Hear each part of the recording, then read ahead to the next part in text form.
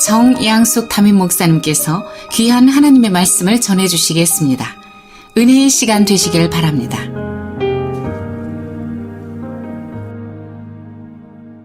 이 시간 출애굽기 15장 1절부터 7절까지의 말씀으로 홍해를 건넌 자들이 부를 노래라는 제목으로 함께 말씀을 묵상하고자 합니다.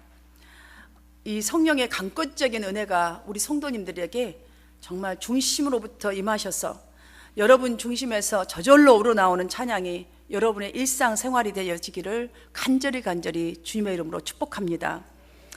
여러분, 우리 생활 속에 꼭 필요한 것이 있다면 무엇이지요? 의식주이지요. 그리스도인들에게도 이와 마찬가지로 말씀과 기도, 찬양은 꼭 필요한 것입니다. 그 중에 하나가 찬송입니다.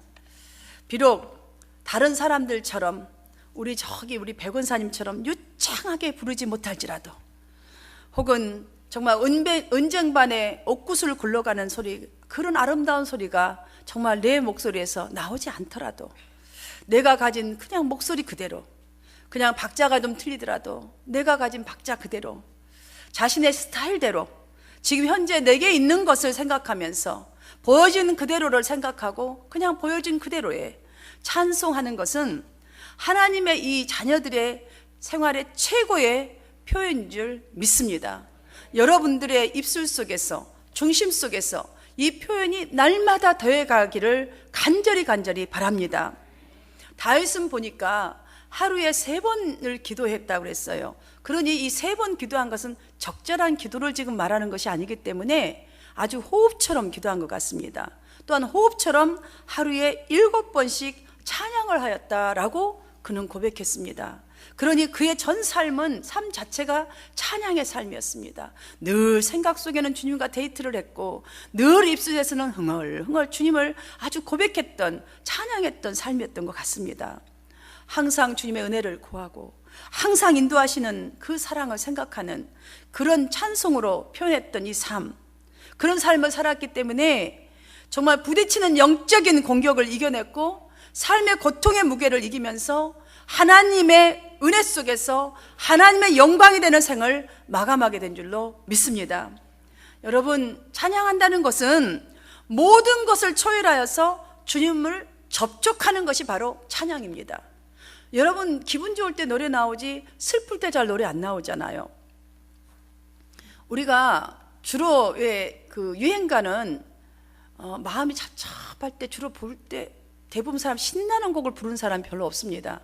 그 가사에 맞는 아주 처절한 것을 부르지요.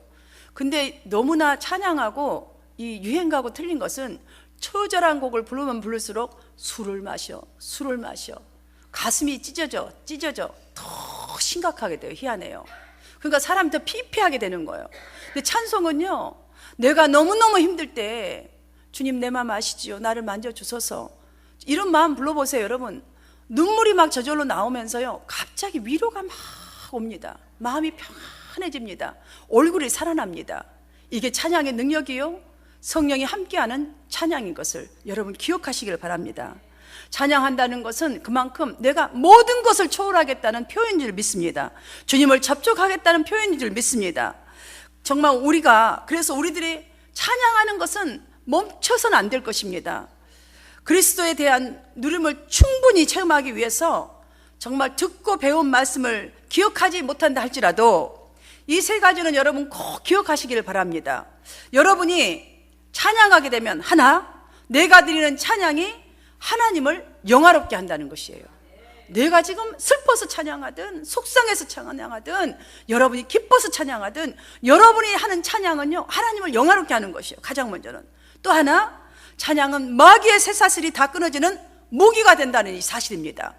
여러분, 찬양을 하게 되면 여러분 속을 넘나들던 그 마귀 새끼가요 딱 없어져요. 희한해요. 찬양을 하고 나면 평안이 임하지 마귀가 오지 않아요. 있었던 마귀도 쫓아냅니다. 이게 찬양의 능력입니다. 3번째로는 찬양은 여러분의 영과 육에 필요한 양식이 됩니다. 찬양을 하게 되면 필요한 양식을 얻습니다. 위로를 얻습니다. 기쁨을 얻습니다. 소망을 얻습니다. 충분한 양식이 됩니다. 다윗은 그래서 이 사실을 알았기 때문에 생활 속에서 쉼없는 기도와 찬송을 하면서 체험한 바를 이렇게 고백했습니다. 내가 여호와를 기다리고 기다렸더니, 찬송하고 찬송했더니, 기도하고 또 기도했더니 여호와가 귀를 기울이사 나의 부르짖음을 들으셨도다. 내가 기가 막힐 웅덩이와 수렁에서 나를 끌어올리시고 내 발을 반석 위에 두사 내 결음을 견고하게 하셨도다. 내가 새 노래 곧 우리 하나님께 올릴 찬송을 내 입에 두셨으니 많은 사람이 보고 두려워하여 여호와를 의지하리로다. 아멘. 자신이 늘 찬양하면서 기도하면서는 삶을 살았더니 하나님이 이렇게 하셨고요, 하나님이 자기 자신의 삶을 보면서 많은 사람들이 하나님을 경외했다는 말씀입니다. 경외하게 되었다는 말씀이시죠. 할렐루야. 오늘 본문에 모세와 이 이스라엘 백성들이 부르는 이 찬송 가사 속에도 다윗의 고백과 같은 고백이 나옵니다. 여호와는 나의 힘이요 나의 구원이시로다. 내가 그를 높이시리로다 라는 이 표현으로 하나님이 나에게 어떤 분이신지를, 그리고 여호와는 용사시라. 바로의 병거와 그의 군대를 바다에 던지시니 돌처럼 기쁨 속에 가라앉았도다 라는 이 표현으로 하나님의 행하신 일이 얼마나 전지전능하시고 기적, 이 역사를 일으키신 것인지를 지금 모든 이에게 선포하고 있는 것입니다. 이 모두가 성도들이 진실한 마음으로 찬송을 부르는 이 삶을 살아갈 때에 어떤 결과가 찾아오는가를 보여주고 있는 것입니다. 사랑하는 여러분, 여러분들의 말씀을 대할 때는 그냥 하나의 스토리로 대하지 마십시오. 여기서 얻어야 할 교훈 속에 여러분을 좀 넣으십시오. 갈망하십시오. 사모하십시오. 그들이 한번 따라 해보십시오. 그들의 결과를 보았지 않습니까? 결과를 가지고 소망을 갖고 나아가시기를 주님의 이름으로 축원합니다. 이 짧은 본문 가사 속에 가장 많이 반복되는 단어가 두 가지가 나옵니다. 내가 혹은 나라는 표현입니다. 또 하나는 여호와, 하나님, 그의, 이런 단어입니다. 이 두 단어가 무엇을 우리로 분명하게 보고하고 있고 어떤 확신과 소망을 주고 있습니까? 여기서 내가라는 이 말은 찬송을 부르는 주제가 나라는 사실입니다. 여러분, 다른 사람이 불러서 어떠한 영향력을 받는 것이 아니라 여러분이 직접 이 찬양 하나하나를, 가사 하나하나를 여러분의 고백, 여러분의 회개, 하나님께 올려드리는 기쁨과 감사의 표현이시기를 바랍니다. 바로 그 주체가 나여야 한다는 것이에요. 남이 잘하는 거 듣는 것도 중요하지만 나의 고백이 되어야 한다는 것이죠. 나의 하나님, 나의 하나님. 그 다음에 여호와, 하나님이란 말은 내가 목청이 쳐더라. 내 중심을 다 들여서 찬양한 대상이 지금 누구인지를 분명히 밝히고 있습니다. 여러분, 나의 하나님, 나의 구원, 나의 힘이 되시는 하나님의 은혜를 체험한 자들의 고백입니다. 이들이 부르는 하나님, 여호와 하나님, 목청이 터져라 부르는 이 대상, 여러분의 하나님이 되시기를 바랍니다. 하나님이 이런 분이십니다. 11절 말씀을 보아도 여호와여, 신중에 주와 같은 자가 누구이니까? 주와 같이 거룩함으로 영광스러우시며 찬송할 만한 위엄이 있으며 기한 일을 행하는 자가 누구니까? 어떤 신도 하나님과 비교할 수 없다라는 고백입니다. 이런 분이 나의 하나님인 것을, 주님은 이런 분이십니다. 누구니까? 누구니까? 정말 상상할 수 없는 이 하나님, 그들 모두가 하나님의 이 거룩성과 합당한 위엄성과 친히 행하시는 이 전능성을 우상신과 구별하여서 지금 찬양을 세상을 향해서 선포하고 있는 것입니다. 백성을 이끄는 지도자 모세였지만 여러분 다 아시잖아요. 그의 손에는 마른 지팡이 외에는 아무것도 가진 것이 없었습니다. 어떤 무기도 가진 것이 없었습니다. 이것이 무엇을 대변해주고 있습니까? 하나님의 택하심과 부르심의 은혜로 출애굽은 했지만 하나님께서 정말 쓰시기 위해서 쓰임받는 지도자로 세워졌지만 나에게 가진 것은 마른 막대기 하나밖에 없다는 것이에요. 아무것도 없는 것이에요. 그냥 지나가는 그 속에 있는 그 하나 집어진 거예요. 주님 말씀하신 것 들고 있는 말씀과 기도 찬양이라는 것입니다. 여러분, 하나님, 그가 들고 있는 건 하나님이십니다. 하나님, 하나님의 이름 여호와, 여호와. 저들 백성들은 여러분 말 하나만 아니겠습니까? 구원받은 백성됨에도 불구하고 저들은 아무것도, 지도자가 마른 막대기밖에 안 가지고 있는데 백성들이 무엇을 갖고 있겠습니까? 이것이 무엇을 대변합니까? 아무 힘도 없고 능력도 없다는 증거입니다. 그들 모두가 하나님의 약속을 의지하면서 광야길을 가고는 있지만 대항할 만한 영적 힘은 없다는 사실입니다. 아무 힘도 없습니다. 그러한 지금 그들 뒤에는 강력한 군사력을 자랑하는 바로의 군대가 쫓아오고 있는 상황이었습니다. 여러분, 이런 상황이 펼쳐져 버리면 당연히 두려워할 수밖에 없습니다. 무기도 없고 믿음도 없고 겨우 이세사자 구원 하나 받아서 지금 출애굽을 했습니다. 우리 겨우 이제 예수 믿어서 이제 예수 그냥 믿고 쫓아가는 상황입니다. 영적 무기가 무엇인지도 모릅니다. 안다고 해도 사용할지도 모릅니다. 나에게 있는지도 잘 모릅니다. 이런 무지한 자들입니다. 그러니 그들 분명히 두려웠고 도망쳤을 것입니다. 그런데 치려고 아무리 돌아봐도 앞을 봐도 뒤를 봐도 도망할 곳이 없습니다. 우리도 그들과 마찬가지로 예수 믿고 하나님 말씀을 의지하여서 사는 것이 성도의 삶이라는 것을 알기에 나름대로 노력하고 있을 때에 강한 바로 군대와 같은 쫓아오는 것들, 문제들, 여러분 이 문제로부터 정말 사람들 속에서 또한 느껴지는 정말 도망치고 싶을 만큼 상처 입은 감정들 덮쳐올 때에 여러분 마음이 어떻든가요? 신앙생활에서 도망치고 싶습니다. 부르던 찬송, 감사 그쳐버릴 때가 많습니다. 그러나 여러분 기억하십시오. 죽었다며 아우성치며 죽겠다며 아구성치고 정말 불평하던 그 백성들 속에서 하나님께 부르짖었던 모세를 우리는 기억해야 합니다. 단 한 사람. 우리는 신약시대에 우리들을 제사장이라고 주님은 칭해 주셨습니다. 제사장. 제사장의 역할이 무엇입니까? 모세의 역할이 무엇이었습니까? 하나님과 그 백성들 사이에 막힌 문제를 해결해야 하는 사명자의 그 지도자였습니다. 바로 저와 여러분입니다. 모세는 죽음의 상황이 넘실거리고 있는 그 상황 속에서도 백성들의 그 600만이 넘는 백성들의 불평을 그대로 둔 채로 하나님께 기도합니다. 부르짖습니다. 하나님께서 말씀하신 대로 감동 주시는 대로 행하였습니다. 사랑하는 여러분, 마른 막대기가 무엇입니까? 우리에게 들려진 이름 예수 그리스도 이름이 있지 않습니까? 들려진 그대로 하나님께 부르짖는 것이에요. 짓는 것이에요. 여러분이 아무리 능력이 없어도 괜찮습니다. 꼭 들고 부르짖는 것이에요. 이 사명이 저와 여러분의 감당해야 될 소명입니다. 남들이 뭐라 하든 어떻게 생각하든 그의 한결같은 하나님을 향한 믿음이, 그 부르짖음이 그동안 백성들이 한 번도 목격한 적도 없고 단 한 번도 상상도 해본 적이 없는 일이 일어났지 않습니까? 두려워 떨며 정신 못 차리던 이 수많은 이스라엘 백성들이 홍해를 육지처럼 무사하게 건너도록 하나님은 인도하셨지 않습니까? 모세의 기도를 통하여, 모세의 순종을 통하여. 그들을 죽이려고 쫓아오던 강력한 애국 군사들은 어떻게 됐습니까?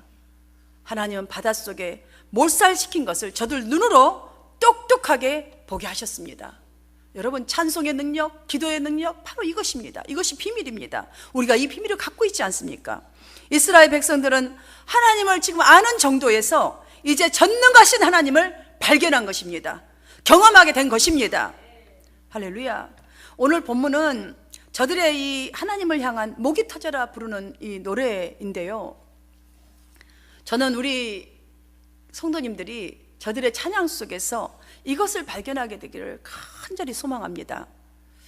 하나님은 택하신 백성을 끝까지 책임지시는 분, 믿음이 없어도 정말 당신이 택했다는 그 이유 하나만으로 때를 따라 의의 길로 인도하시는 분, 한 사람이 모두를 품고 전심을 다해서 하나님을 찾는 그 십자가와 같은 고통을 짊어질 때에 권능의 손을 펴셔서 구원하시는 하나님이 곧 나의 하나님이신 것을 발견하게 되기를 바랍니다. 어떤 누군가의 하나님이 아니라 여러분의 하나님입니다.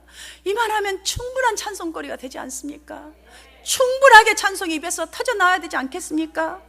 사랑하는 여러분, 하나님을 찬송하지 않고서는 견딜 수 없고, 하지 않고서는, 자랑하지 않고서는 견딜 수 없다는 이 은혜가 있기를 간절히 바랍니다. 어떤 기독교인 그 노동자 부부가 하루 일과를 마치고 이제 비싼 시간에 마칩니다. 그래서 그날따라 이제 아내는 남편을 기다렸다가 피곤하게 지친 이 손들을 들고 붙잡고 이제 집으로 향해서 걸어가다가 어느 아주 호화스러운 저택을 이제 지나가게 됩니다.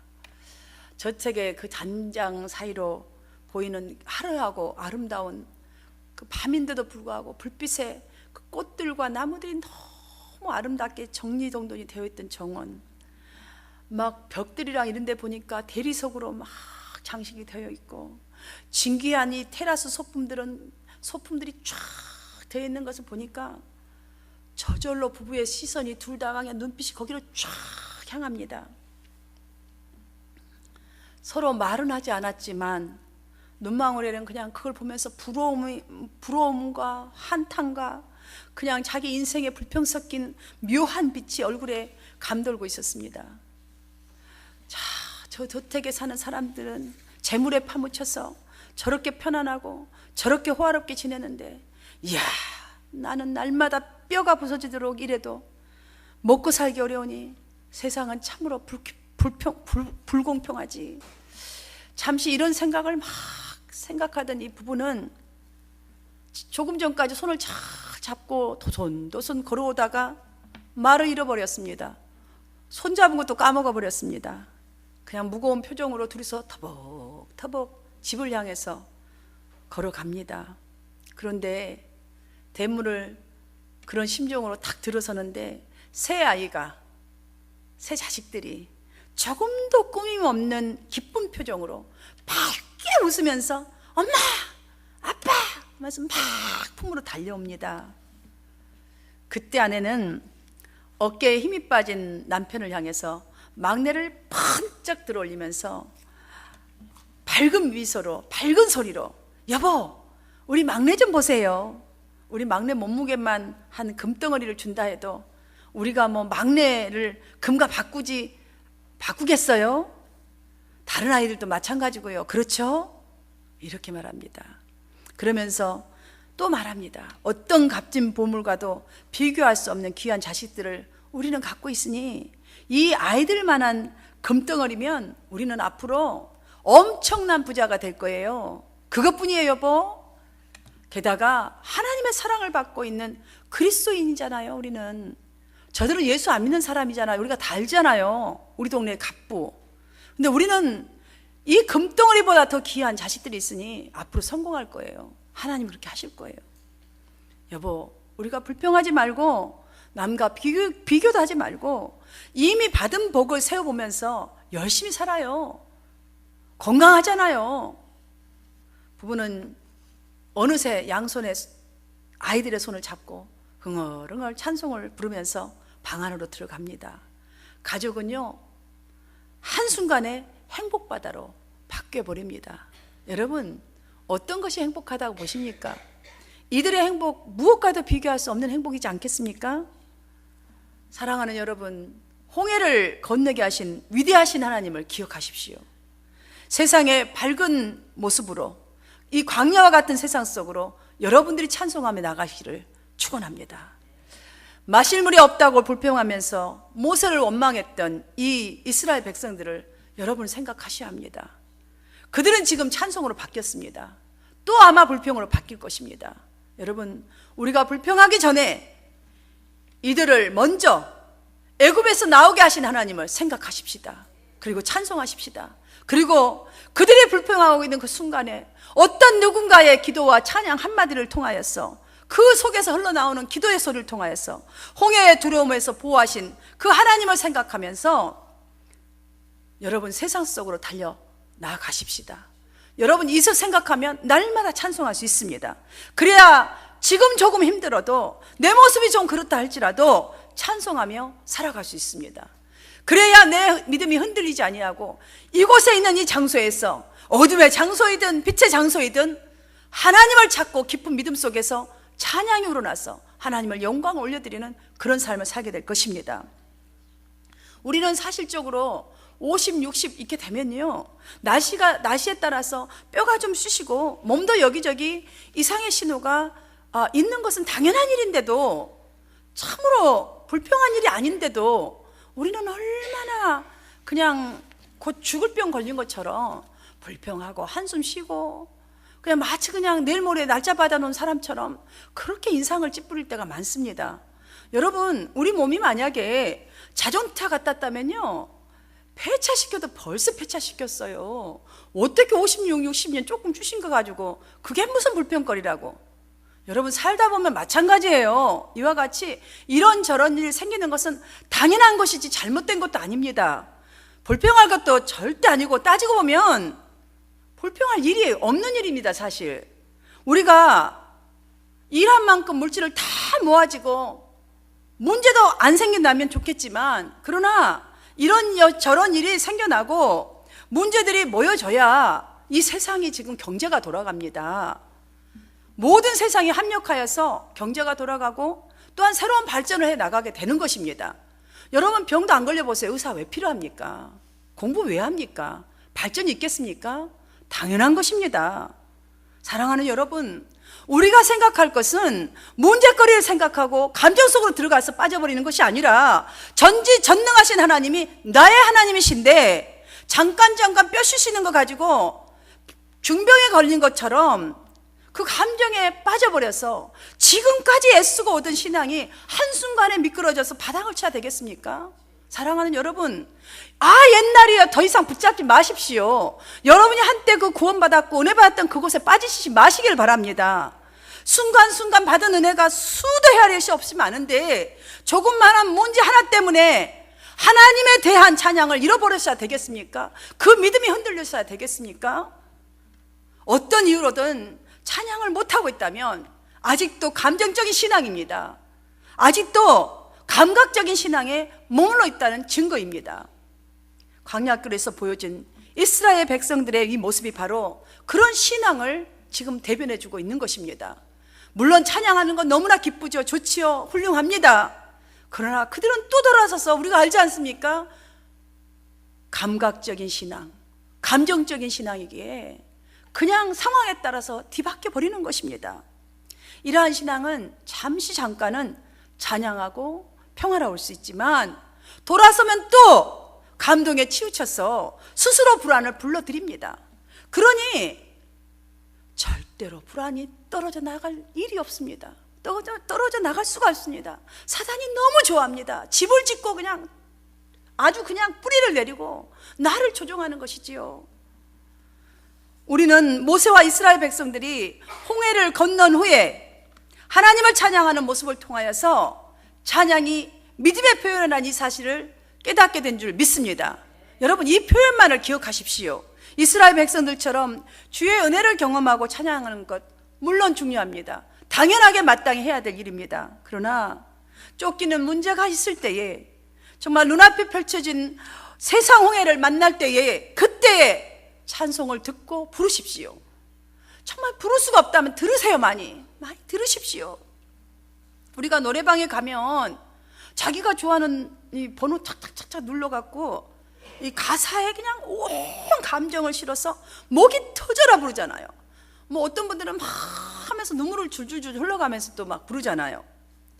사랑하는 여러분, 왜 거기 가서는 그렇게 하는데 왜 찬양할 때는 대충 입만 빵긋하고 남의 것을 구경하고 계십니까? 여러분, 이제부터는 바꾸세요. 진정으로 이 찬양 가사 하나에 여러분의 온 마음을 들여서 목이 터져라 한번 불러보십시오. 막 일어나서 부르고 춤을 춰도 좋습니다. 다윗은 정말 그 애굽에서 그 법궤를 가지고 가서 법궤를 놓고 나서 너무나 좋아서 찬양하다가 이거 허리띠를 끌어진지도 모르고 벗어도 그 와이프가 창피해서 죽겠다고 난리를 쳐도 그게 왜 창피하냐고 묻잖아요. 좀 벗겨주면 어때요? 하나님을 찬양한 게 더 중요하지, 여러분이 영이 살아난 게 더 중요하지, 지금 슬퍼서 오는 것이 더 중요합니까? 여러분, 그걸 바뀌어지려면 우리 모두가 주님께서 감동할 만큼 지금부터 목이 터져라, 여러분 찬양을 입에 달고 사시기를 축원합니다. 사랑하는 여러분, 이제 우리는 찬송의 능력이 무엇인지 알았습니다. 울면서도 찬송하시기를 바랍니다. 눈물을 줄줄 흘려도 괜찮습니다. 왜 남을 부끄러워하십니까? 여러분이 울지 남이 웁니까? 여러분, 여러분에 있는 거 주님 앞에 표현하세요. 좋으면 좋다고, 싫으면 싫다고, 하나님 고통스러우면 고통스럽다고 찬양 속에서 넣어서 찬양하십시오. 기도하십시오. 이런 형편에서도 찬양하는 사람에게는 성령 하나님께서 슬픈 마음, 우울한 마음, 내 안에 가득 찬 지저분한 생각들, 포기하는 마음들 홍해에 수장시키십니다. 주의 권능으로 귀한 일을 나타내신 것을 믿으시기를 바랍니다. 지금 사실 여러모로 이 시대는 어둡습니다. 여러분 뉴스를 보더라도 좋은 소식이 별로 없습니다. 대통령의 말 한마디도 참으로 어둡습니다. 이 어둠 속에 사랑하는 여러분들이요, 생명을 불어넣을 여러분의 믿음의 고백인 찬양의 삶을 사십시오. 이 땅의 절망을 그리하여서 여러분의 절망을, 교회의 절망을 성령께서 치유할 수 있도록, 회복해 하실 수 있도록, 변화시킬 수 있도록 사랑하는 여러분, 찬양 날마다 주님 앞에 올려드립시다. 주님을 찾으십시다. 하나님께 반응하며 살면 여러분 되시기를 주님의 이름으로 축원합니다. 이런 성도에게 이 말 결과를 본문을 통해서 정리하면서 설교를 마치겠습니다. 이런 성도에게 임하는 것은 분명히 첫 번째로 하나님께서 주시는 평안을 얻습니다. 두 번째로는 그 영혼이 맑아지고 기쁨이 임합니다. 세 번째로 묶인 것으로부터 해방시키시는 권세가 임합니다. 네 번째로는 놀라운 하나님의 구원의 역사가 따라옵니다. 다섯 번째는 불가능을 가능케 하심을 체험케 하십니다. 승리케 하십니다. 바로 찬양의 삶을 사는 사람, 찬양의 고백을 하나님 앞에 전심을 다해서 올려드리는 사람에게 이런 결과가 온다는 사실을 아시고, 사랑하는 여러분, 저는 이 11절 말씀이 여러분의 고백이 되기를 간절히 축복하면서 정말 함께 11절 말씀을 봉독하면서 마치려고 합니다. 함께 봉독하겠습니다. 시작. 주와 같이 거룩함으로 영광스러우며 찬송할 만한 위엄이 있으며 귀한 일을 행하는 자가 누구니까? 여러분의 입술에서 이 고백이 떠나지 않기를 주의 이름으로 축원합니다.